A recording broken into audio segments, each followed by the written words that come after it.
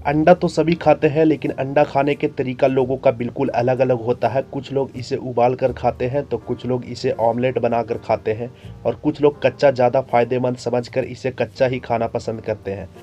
कुछ लोग इसे वजन घटाने या वजन बढ़ाने के लिए खाते हैं, तो कुछ लोग इसे शरीर की चर्बी को कम करने के लिए खाते हैं। लेकिन ऐसे में एक सवाल उठता है कि अंडे को किस तरीके से खाया जाए कि इससे हमें ज़्यादा फ़ायदा मिल सके, क्योंकि अंडा का गलत तरीके से इस्तेमाल करने से इससे लोग बीमार भी हो सकते हैं।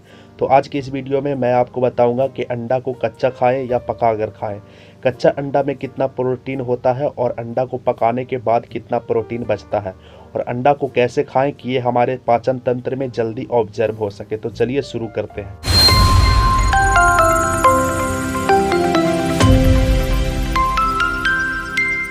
सबसे पहले हम बात कर लेते हैं न्यूट्रिशन का, कि कच्चे अंडे में कितना ग्राम प्रोटीन होता है और इसे पकाने पर प्रोटीन की मात्रा घटती है या बढ़ती है। तो हम बता दें कि अंडे में सबसे ज़्यादा प्रोटीन और फैट की मात्रा होती है, और अगर हम इसके पीले वाले भाग को निकाल दें तो सफ़ेद वाले भाग में प्योर प्रोटीन होता है। यही वजह है कि जिम करने वाले लोग अपने प्रोटीन की ज़रूरत पूरा करने के लिए वो अंडा का सबसे ज़्यादा इस्तेमाल करते हैं।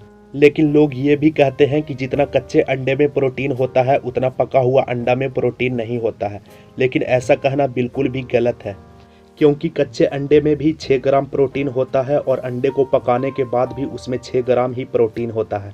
लेकिन ये कह सकते हैं कि पका हुआ अंडा में फैट की मात्रा बढ़ जाती है।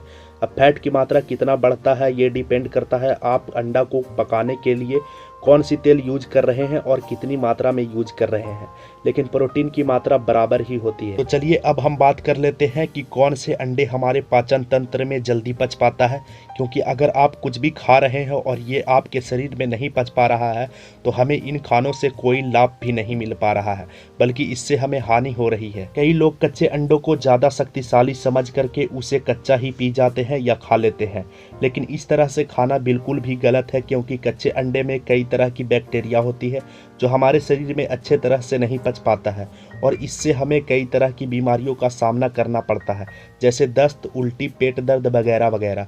तो यह कहना गलत नहीं होगा कि हमें हमेशा अंडे को पकाकर ही खाना चाहिए, कच्चा नहीं खाना चाहिए। हालांकि कच्चा अंडा खाने से कुछ लोगों में यह समस्या दिखाई नहीं पड़ती है, क्योंकि उनका इम्यूनिटी सिस्टम बहुत ज़्यादा मजबूत होती है।